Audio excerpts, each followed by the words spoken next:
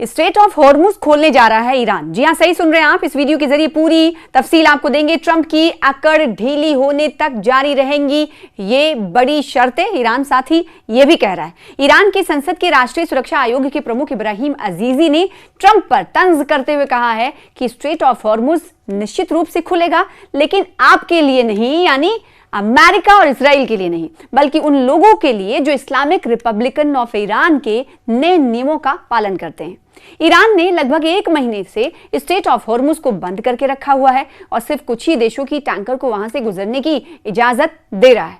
America straight of Hormuz को लेकर कई बार धमकी दे चुका है और अपने मित्र देशों से सहयोग की अपील भी कर चुका है, लेकिन कोई भी देश ईरान के खिलाफ अमेरिका को मिलिट्री सहयोग देने को तैयार नहीं है। इस बीच ईरान की संसद के राष्ट्रीय सुरक्षा आयोग के प्रमुख इब्राहिम अजीजी ने कहा कि स्ट्रेट ऑफ हॉर्मुज उन लोगों के लिए खुला रहेगा जो ईरान के नए रूल्स का पालन करते हैं, मानते हैं। अजीजी ने अमेरिकी राष्ट्रपति डोनाल्ड ट्रंप पर तंज करते हुए कहा कि आखिरकार ट्रंप ने सत्ता परिवर्तन यानी रेजिम चेंज का सपना पूरा कर ही लिया, लेकिन इस इलाके के समुद्रों की व्यवस्था में स्ट्रेट ऑफ हॉर्मुज निश्चित रूप से खुला रहेगा, लेकिन आपके लिए नहीं, बल्कि उन लोगों के लिए जो इस्लामिक रिपब्लिक ऑफ ईरान के नए नियमों का पालन करते हैं। एक बार फिर से उनके बयान को दोहराया। उन्होंने कहा कि 47 साल का मेहमान नवाजी का दौर अब खत्म हो चुका है। इससे पहले दिन में ट्रंप ने पत्रकारों को संबोधित करते हुए कहा कि अमेरिका जल्द ही ईरान से चला जाएगा। ट्रंप ने कहा कि मुझे बस ईरान से निकलना है और अब हम बहुत जल्द ऐसा करने वाले हैं, और वो यानी ईरान पर इशारा करते हुए वो ढह जाएंगे। और आज शेयर की कीमतें लगभग रिकॉर्ड स्तर तक बढ़ गई हैं, क्योंकि वो 2 बातें जानते हैं। पहली बात, हमारा देश महफूज है, हमें थोड़ा रास्ता बदलना पड़ा, क्योंकि हमारे यहाँ खुमैनी नाम का एक पागल आदमी था। ये कौन कह रहा है? डोनाल्ड ट्रंप, जो दुख की बात है अब हमारे बीच नहीं है और हमने पहले ही सत्ता परिवर्तन कर दिया है।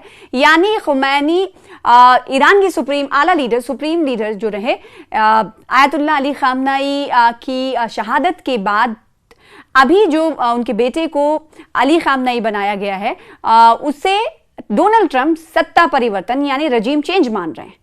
साथ ही कह रहे हैं कि हमने एक सत्ता को उखाड़ फेंका, फिर दूसरी सत्ता को उखाड़ फेंका। अब हमारे पास लोगों का एक ऐसा समूह है जो बहुत अलग है, वो कहीं ज्यादा सुलभ है। वो जानते हैं कि उन्होंने कहा कि हमारे पास आपके लिए मिस्टर प्रेसिडेंट सम्मान के तौर पर एक तोहफा है। ट्रंप ने कहा कि अगर कोई समझौता नहीं भी होता तब भी वो वहां से चले जाएंगे। नहीं, उन्हें मेरे साथ कोई डील करने की जरूरत भी नहीं है। जब हमें लगेगा कि वो लंबे समय के लिए पाषाण युग में चले गए हैं और वो कोई परमाणु हथियार नहीं बना पाएंगे, तब हम चले जाएंगे। हमारे पास कोई डील हो या ना हो, इससे कोई फर्क नहीं पड़ता। ये उल जुलूल बातें डोनाल्ड ट्रंप की तरफ से ही कही जा रही हैं। तो अब ये मुमकिन है कि हमारी कोई डील हो जाए, डोनाल्ड ट्रंप कह रहे हैं, क्योंकि वो डील करना चाहते हैं, वो मुझसे ज्यादा डील करना चाहते हैं, लेकिन बहुत कम समय में ही हमारा काम पूरा हो जाएगा। यानी डोनाल्ड ट्रंप इस बीच ये कहते हुए नजर आ रहे हैं कि जिस मकसद के तहत ईरान पर अमेरिका और इजराइल की तरफ से हमला किया गया था, वो मकसद बहुत हद तक पूरा हो चुका है और वो सालों तक कोई परमाणु हथियार नहीं बना पाएंगे। यानी ईरान को उन्होंने तबाह बर्बाद कर दिया है, डोनाल्ड ट्रंप कह रहे हैं। तो परमाणु हथियार बनाने की कोई बात ही नहीं है। और दूसरी तरफ ईरान ने शर्तें लागू कर दी हैं कि भाई हम तो स्ट्रेट ऑफ हॉर्मुज खोलेंगे, लेकिन आपके लिए नहीं। ट्रंप ये कह रहे हैं कि ईरान का नया शासन पिछले शासन से बेहतर है। देखिए, ये कहीं ना कहीं बड़बोलापन कहेंगे या फिर ट्रंप के रणनीति, स्ट्रैटेजी या बयान में से बदलाव कहा जा सकता है।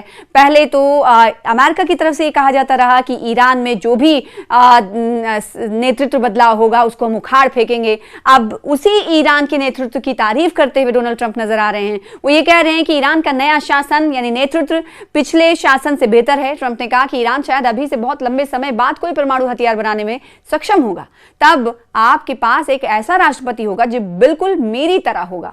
वो वहां जाएगा और उन्हें फिर से बुरी तरह सबक सिखाएगा, क्योंकि उनके पास परमाणु हथियार नहीं हो सकता। वो बहुत ज्यादा कट्टरपंथी लोग हैं, उनका नेतृत्व बहुत ही बीमार मानसिकता वाला है। और मैं ये जरूर कहूंगा कि जिस लीडरशिप के साथ हम अभी काम कर रहे हैं, यानी नया लीडरशिप, क्योंकि अब वहां एक नया शासन है। देखिए, मुश्तबा अली खामनाई नए सुप्रीम लीडर बनाए गए, उन्हें ये नया शासन कह रहे हैं, जिसे डोनाल्ड ट्रंप ने, आपको याद रखना होगा कि उन्होंने कहा था कि इन्हें भी उखाड़ फेंकेंगे। और मौजूदा वक्त में हमने देखा है कि भले ही लीडरशिप बदली हो, लेकिन फैसले लिए जा रहे हैं। और दूसरी तरफ ये भी याद रखने की जरूरत है कि यूएस का जो जहाज है अब्राहम लिंकन, उसको 1000 किलोमीटर किसके इशारे पर पीछे किया गया, ये भी सोचने वाली बात है।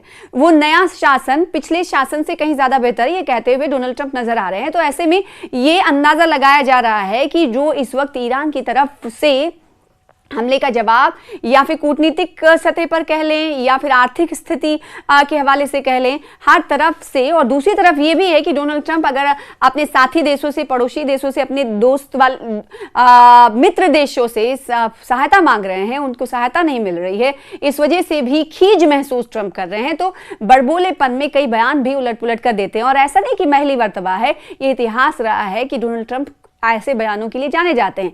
ऐसे में ईरान ने दो टूक अंदाज में कह दिया है कि हम तो ये रास्ता खोल देंगे स्ट्रेट ऑफ हॉर्मुज।